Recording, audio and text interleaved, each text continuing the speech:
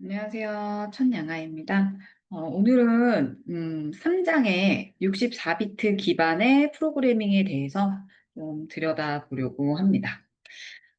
이번에 보여드릴 것은 이제 32비트다, 뭐 64비트다 이런 어, 용어들을 많이 쓰잖아요.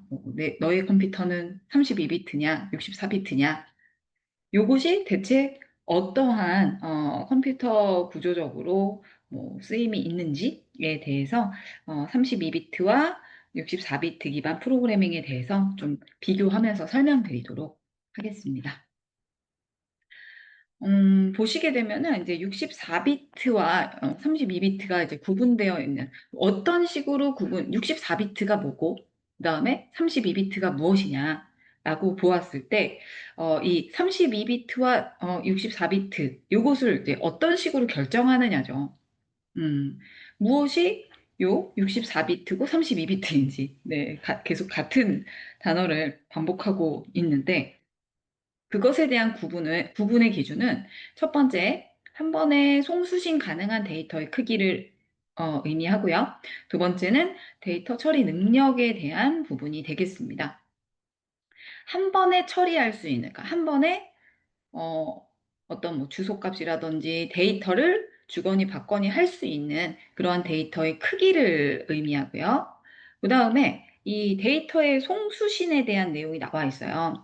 데이터나 어드레스를 송수신할 때 우리 앞 시간에 공부한 이제 데이터 버스, IO 버스라는 것을 이용해서 주소나 데이터를 왔다 갔다 이렇게 송수신할 수 있다라고 이야기 드렸는데 64비트를 만약에 한 번에 송수신 할 수 있다라고 하면 64비트. 근데 송수신만 가능하면 안 되겠죠. 이 IO 버스를 이용해서 송수신 한 번에 64비트만큼 이 데이터의 크기를 왔다 갔다 송수신 할 수 있는 크기뿐만 아니라 이동이 64비트가 되었는데 이 CPU 안에서 64비트를 어딘가에 레지스터에 저장을 해놓고 이것을 이제 컨트롤 유닛이 뭔가 매니징한 다음에 그것을 처리하는 ALU에서 처리를 하게 되겠는데 만약에 여기에서 처리할 수 있는 용량이 32비트 한 번에 처리할 수 있는 데이터 처리 능력이 CPU 안에서 32비트만 한 번에 처리할 수 있다면 사실상 이것이 큰 의미가 있을까요? 안 되겠죠. 송수신은 64비트 했는데 CPU 안에서 처리 기능 32비트만 가능하다라는 것은 사실상 온전한 64비트라고 할 수는 없습니다. 그래서 한 번에 이 CPU에서 처리할 수 있는 데이터의 처리 크기도 64비트여야 하고요. 64비트여야 하고. 그리고 송수신할 수 있는, 한꺼번에 송수신할 수 있는 데이터의 크기도 64비트여야 한다라는 겁니다. 그래서 다시 정리하면 송수신, 그러니까 IO 버스를 통해서 한 번에 처리할 수 있는 것이 데이터의 크기가 32비트면은 32비트의 컴퓨터이고요. 64비트를 한 번에 송수신할 수 있고, 그리고 데이터 처리 능력도 32비트를 한꺼번에 처리하고 64비트를 한꺼번에 처리한다. 요것이 진정한 64비트와 32비트고요. 하나라도 한쪽이 32비트, 그 다음에 송수신은 64비트라면 진정한 뭐 이런 것들을 처리는 할 수 없겠죠. 요것이 해당하는 64비트와 32비트를 구분하는 기준이 되겠습니다. 괜찮으시죠? 내려가서 프로그래머의 입장에서의 64비트 컴퓨터에 대한 내용을 소개해 드리는데, 사실상 프로그래머 입장에서는 64비트든 32비트든 상관이 없어요. 예. 뭐, 근데 개발적으로는 봤을 때, 64비트가 뭐 성능 면에서 월등히 뛰어나긴 하겠지만, 결과적으로 봤을 때, 사용자들 입장에서는 크게 뭐 이렇게, 뭔가 다르게 사용해야 하거나 특별한 차이점은 없거든요. 근데 그 안쪽에 물리적으로 봤을 때는 굉장히 큰 차이가 있겠죠. 32비트에서 64비트로 됐다라는 것은 프로그램으로 표현할 수 있는 범위가 증가했다라는 것을 의미합니다. 표현할 수 있는 메모리의 전체 크기를 표현할 수 있는 어드레스, 그러니까 그 전체적으로 한 번에 표현할 수 있는 메모리의 크기를 한꺼번에 표현할 수 있다. 뭐 이렇게 이해하시면 될 것 같은데 이쪽으로 한번 좀 이야기를 드려보려고 해요. 얘는 메인 메모리입니다. 메인 메모리. 메인 메모리에 1기가바이트의 메인 메모리가 있다라고 가정을 하였는데요. 1기가바이트의 메인 메모리를 접근하려면 여기에 주소가 있을 거고 어드레스가 있을 거고 이쪽에도 어드레스가 있을 거예요. 그쵸? 근데 접근을 하려면 여기에도 접근할 수 있어야 되고 이쪽에도 끝쪽에 있는 메모리의 주소 어드레스도 접근이 가능해야 되겠죠. 당연한 내용인데요. 그 말인즉슨 이쪽에 표현하고자 하는 어드레싱의 데이터 타입과 이쪽의 어드레싱의 타입이 같아야 한다라는 것입니다. 이제 조금 더 깊게 이야기를 드리면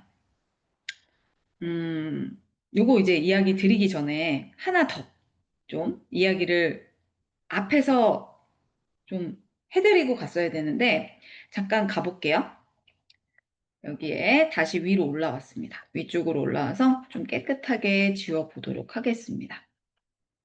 어떤 걸 먼저 설명드리려고 하냐면 이제 포인터로 어딘가를 접근을 하잖아요. 포인터로 접근을 하는데 메모리에 접근할 수 있는 범위가 가리키고 있는 우리 포인터는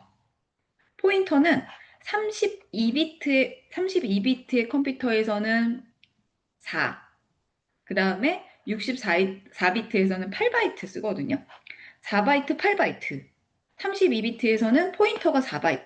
그 다음에 64비트에서는 8바이트입니다. 이 포인터의 크기가 다르다는 거예요. 32비트는 4, 64비트는 8바이트. 근데 이 포인터의 크기는 사실상 크면 클수록 좋아요. 크면 클수록 좋습니다. 왜 그럴까요? 왜 그러냐면, 이 메모리 공간에 내가 접근을 하기 위해서 여기부터 여기까지 한 번에 전체적으로 접근을 하게 되면 한 번에 접근할 수 있으면 훨씬 퍼포먼스가 좋아지겠죠. 성능이 높아지겠죠. 근데 요만큼 지금 이 32비트 컴퓨터의 경우에는 4바이트씩 4비트씩 접근할 수 있기 때문에 4비트씩 접근할 수 있기 때문에 어떻게 돼요? 총 요 접근할 수 있는 주소가 16개밖에 안 되거든요. 16개의 주소로 총 16바이트예요. 16바이트로 이 메인 메모리를 접근하게 되는데 사실상 16개의 주소로 접근할 수 있는 부분은 이 부분밖에 안 됩니다. 16바이트. 전체는 1기가인데 얘네들은 지금 현재 사용이 불가하다라는 거겠죠.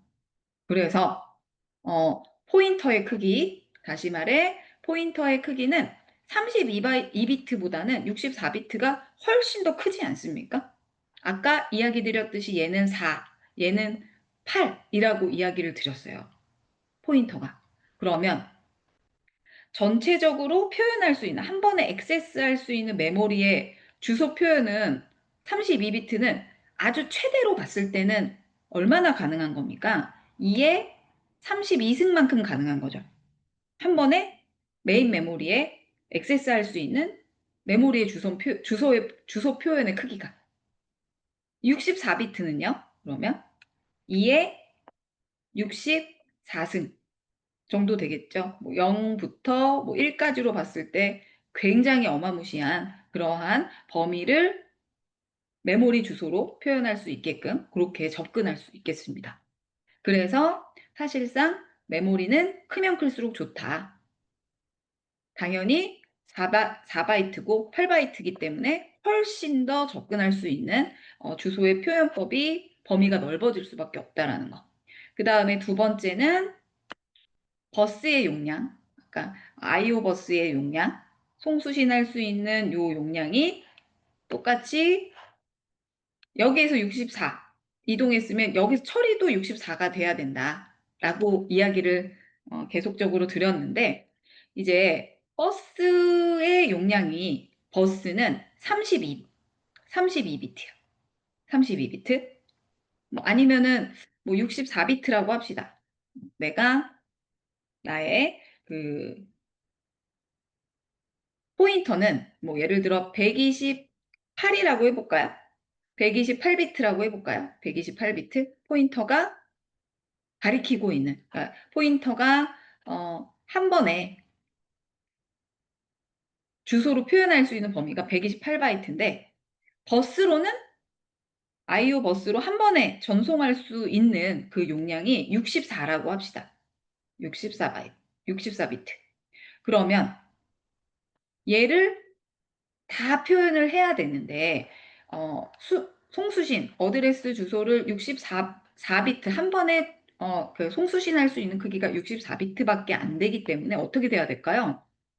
두 번 보내야 되겠죠. 두 번. 128비트를 다 표현을 하려면 버스의 용량이 64만 나눌 수 있기 때문에 두 번 날라줘야 되거든요. 그렇게 되면 굉장히 그 컴퓨터의 뭐 시스템의 성능이 저하됩니다. 그래서 64, 그 다음에 여기도 64, 32 혹은 32 이런 식으로 메모리의 접근의 크기가 클수록 포인터의 크기가 클수록 메모리 접근에 접근할 수 있는 범위가 더 커진다라는 의미이기 때문에 메모리는 사실 그 포인터는 크면 클수록 좋고요. 그렇죠? 그것에 맞는 IO 버스의 송수신의 데이터, 요 데이터의 크기도 그곳에 맞게 처리가 돼야 된다라는 이야기를 먼저 드렸어야 되는데 못 드리고 다시 뒤로 이동을 해보도록 할게요. 다시 돌아와서 뭐예요? 얘는 만약에 32비트 그러면 포인터가 4비트라고 이야기 드렸어요. 32 PTR 포인터 얘는 4비트죠. 포인터 64비트는요. 64비트는 64 포인터 그 다음에 얘는 8비트라고 이야기를 드렸습니다. 메모리가 당연히 이렇게 접근할 수 있는 메모리가 클수록 접근할 수 있는 범위가 사실상 넓어야 된다. 포인터의 크기가 크면 클수록 좋다라는 이야기를 계속 반복적으로 지금 드리고 있는 것입니다.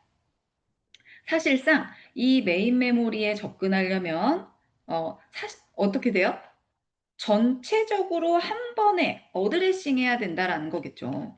여기도 접근할 수 있고 이쪽에도 접근해서 얘네들을 다 접근할 수 있는 그러한 그 포인터의 크기가 필요하다라는 것입니다. 이런 것들이 이제 손실되니까.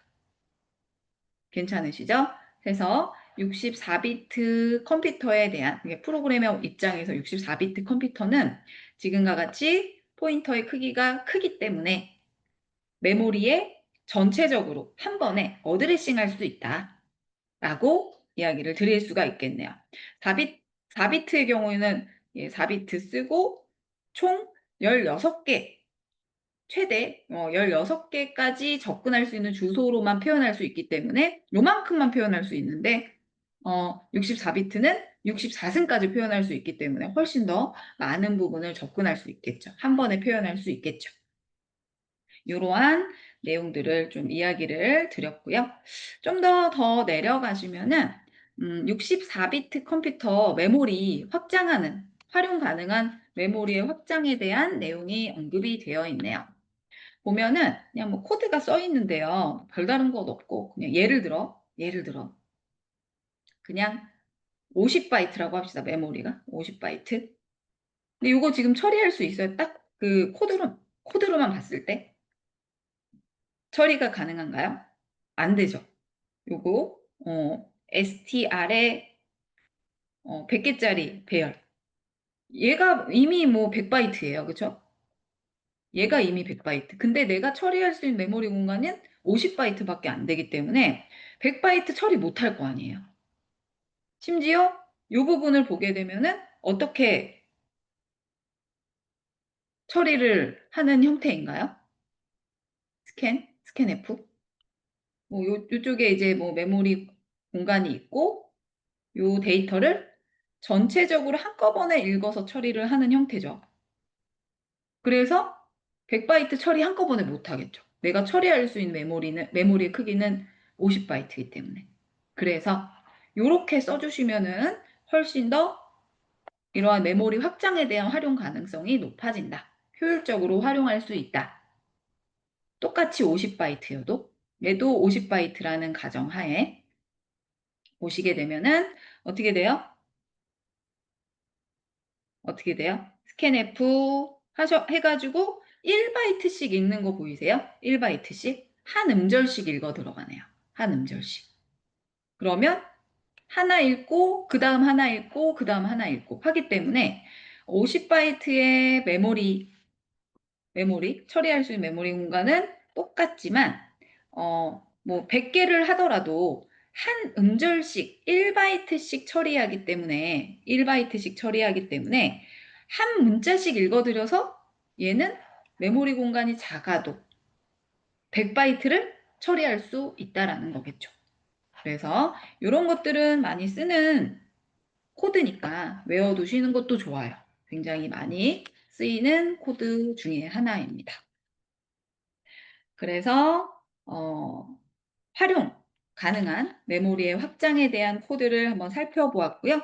한꺼번에 처리할 수 없기 때문에 한 글자씩 읽어서 처리할 수 있도록 코드를 짜면 된다라는 내용입니다.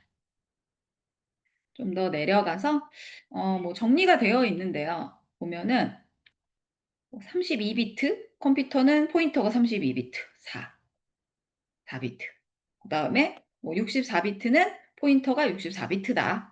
그래서 이렇게 뭐 차지를 하죠. 이 그림은 앞에서 제가 설명드렸던 거라 다시 설명은 안 해드리는데, 해당하는 만약에 32비트면 얘가 4, 총 16개, 총 16개 주소로만 이 메모리의 주소를 표현할 수 있기 때문에 이 부분만 표현할 수 있다는 거거든요. 16바이트만. 16바이트로만 표현할 수 있어서 얘네들은 이제 어드레스 접근이 안 돼요. 성능이 굉장히 저하된다. 그래서 64비트의 컴퓨터는 메모리 크기도 크기 때문에 8비트죠. 잘못 썼네요. 8. 이기 때문에 포인터의 크기도 8이고 크죠? 크면 클수록 좋다라고 이야기 드렸고 한꺼번에 접근할 수 있는 주소의 어드레싱이 범위가 넓어지기 때문에 그렇다라고 말씀드렸고 그거에 따른 아이오 버스의 송수신의 크기도 요것에 맞춰서 송수신의 크기도 같아야 된다. 안 그러면 2번 보내거나 3번 보내거나 하는 그런 퍼포먼스가 발생을 하기 때문입니다. 여기까지 64비트, 그 다음에 32비트 컴퓨터의 어떠한 구조적인, 프로그래밍의 구조적인 설명을 좀 해드렸고요. 그 다음에 뒤로 이동해서 프로그램 구현 관점에서 얘랑 이제 비교하는 그런 장표가 언급이 되어 있습니다. 64비트 기반 프로그램, 얘네들은 사실상, 아래쪽에 보게 되면 운영체제, 윈도우와 유닉스를 좀 구분을 해놨어요. 윈도우와 유닉스로 구분을 해놨는데, 다른 것들은 똑같아. 모델이 당연히 다를 수밖에 없는 거고, 그다음에 자료용을 표현하는 데 있어서 바이트도 똑같아. 2바이트, 쇼트, 인트, 롱만 조금 다르네요. 얘는 4, 얘는 8바이트. 그 다음에 포인터도 똑같죠?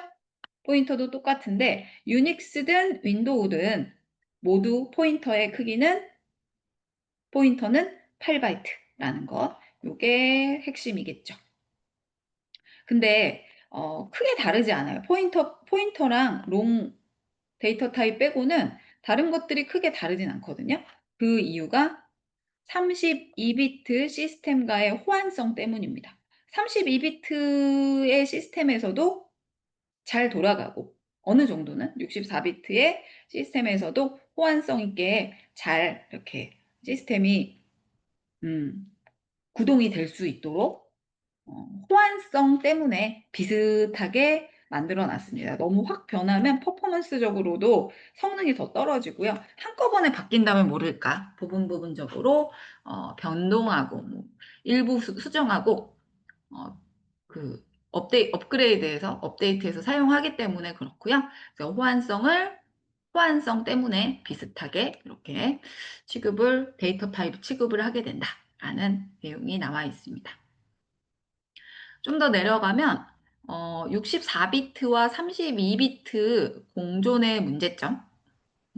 굉장히 제목이 심오하죠. 굉장히 심오한데 뭐 별다른 건 없어요.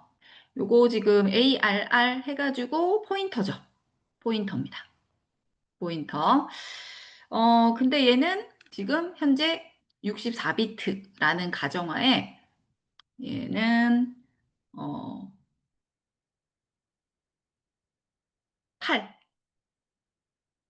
8비트. 요 포인터는 얘가 64비트라는 가정하에 64비트 시스템이라는 가정하에 포인터는 아까 64비트는 8바이트라고 이야기 드렸어요. 8바이트라고 이야기 드렸는데 요쪽으로 가볼까요? 요쪽으로 보면은 요 포인터를 캐스팅했네요. 형을 변환시켰네요. 인트로 형 변환하였습니다. 인트는 몇 바이트예요? 4잖아요, 4. 포인터는 8인데. 그쵸? 근데 8을 4로 형 변환하였어요. 캐스팅하였어요. 강제로. 이런 경우 8을 4로 강제로 캐스팅하였기 때문에 인트는 4바이트니까 어떻게 될까요? 당연히 데이터 손실이 발생할 수밖에 없겠죠. 이 부분에서. 그래서 이런 것들은 데이터 손실에 굉장히 큰 문제를 발생시킬 수 있다라는 굉장히 개발할 때 자주 발생이 되어지는 그러한 데이터 손실에 대한 코드입니다. 아래쪽 좀 더 내려가시면 윈도우 스타일 자료용에 대해서 언급이 되어 있고요. 스타일 자료, 이런 것들은 그냥 눈여겨 봐주시면 되시고, 자료형 이제 윈도우즈에서 자료형 확인하는 방법인데, 예를 들어, T 캐릭터? 아니면은 원하는 부분에서 오른쪽 버튼을 누르면, Go to Definition 이라는 메뉴가 이렇게 나오고, 바로가기 메뉴가 나오고요. 이제 이 메뉴를 클릭을 하게 되면 해당하는 데이터의 자료형을 확인하고 해당하는 어쩌고를 이렇게 여러 가지 정보들을 확인할 수 있습니다. 자료형 확인하는 것들 캡처되어 있는데 한 번씩 나중에 C나 C++ 하실 때 확인하시면 될 것 같아요. 그 다음에 좀 더 뒤로 이동을 해보도록 하겠습니다. 여기에서는 이제 윈도우즈 스타일 자료형이라고 해서 폴리몰픽이라는 자료형, 이것도 굉장히 자주 사용을 하는 부분입니다. 폴리몰픽 하면은 우리 C++ 공부하신 분들은 뭐가 딱 생각이 나시나요? 다형성이라는 거 들어보셨죠? 다형성. 다형성이 뭡니까? 다형성. 하나의 어떤 사물이 있어. 하나의 사물이 있는데 그것을 다른 형태로 의미부여를 할 수 있다. 어떻게 이야기 드리는 게 좋을까? 예를 들어 어떤 남성이 있어요. 남성이 있는데 이 사람은 똑같은 사람이잖아요. 근데 학교에서는 학생. 집에서는 뭐예요? 아들이야, 아들. 이렇게. 같은 사람이지만 상황에 따라서 다르게 불릴 수 있다. 혹은 다르게 보일 수 있다라는 거죠. 이게 다형성이죠. 다형성. 그래서 폴리몰픽 자료형은 이런 다형성에 대한 내용을 이야기하고 있습니다. 보면은 윈도우 64로 표현을 해보겠대요. 이건 매크로죠. 매크로 사용을 했고요. 보시면 if define 64비트, 4비트, win 64 해서 64로 정의할 때는 이렇게, 그렇지 않을 때는 이렇게 표현을 하겠다, 타입 diff 하겠다 라고 되어 있네요.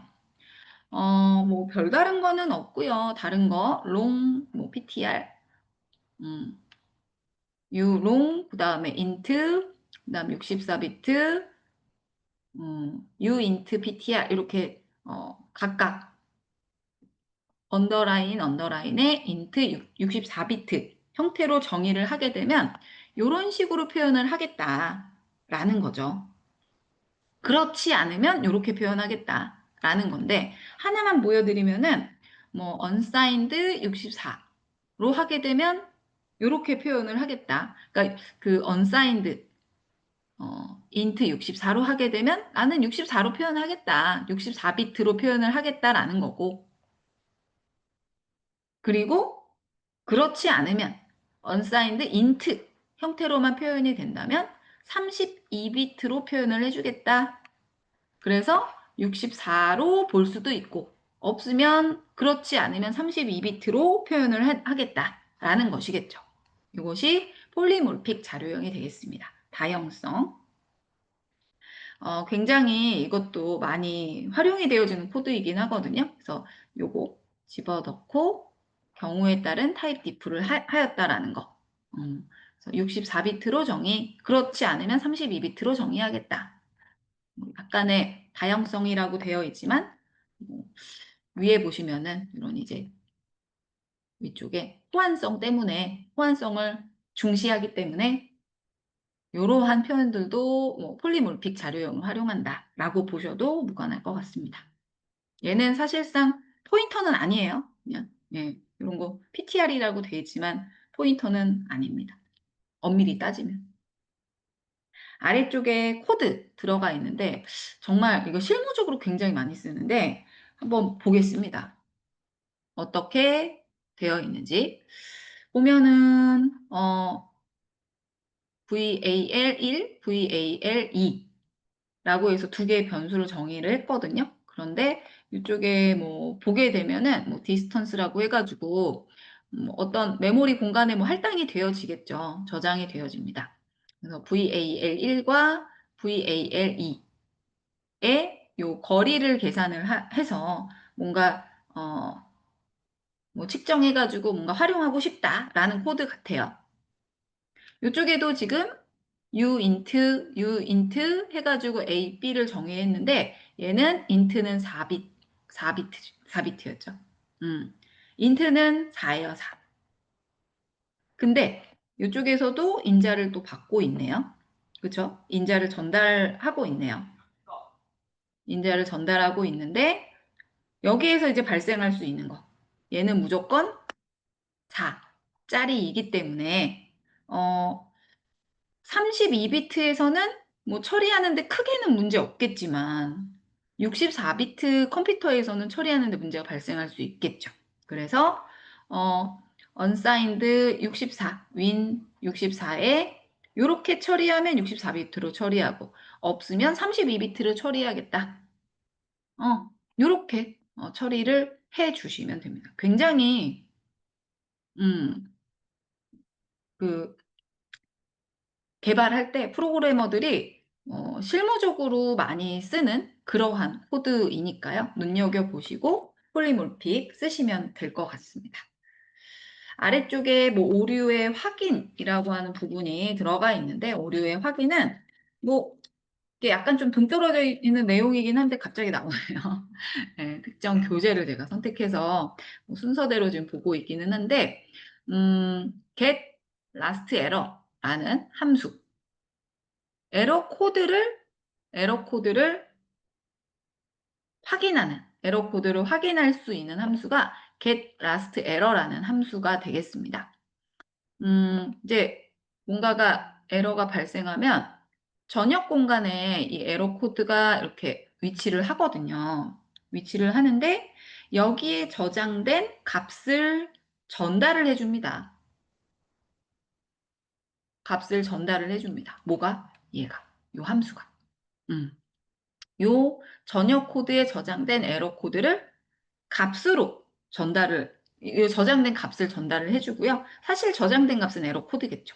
요 값을 통해서 우리는 어떤 에러가 발생했는지 확인을 할 수가 있다라는 거예요.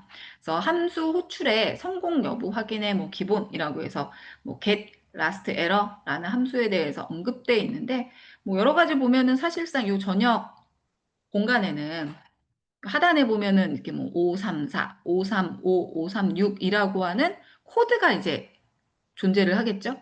534 해가지고 코드가 존재하면 이 코드를 보고 그 위에 것을 확인합니다. 뭐 에러, 뭐 어쩌고 저쩌고 오버플로우가 났구나.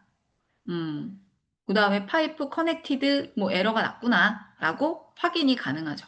이렇게 확인이 가능한데, 이 위쪽에 얘네들은 사실 그 MSDN 가시면은 요거 말고도 굉장히 다양한 에러 코드를 확인할 수 있어요. 그래서 전역 공간에 저장되어 있는 에러 코드를 값으로 전달해주는 함수가 요 함수다.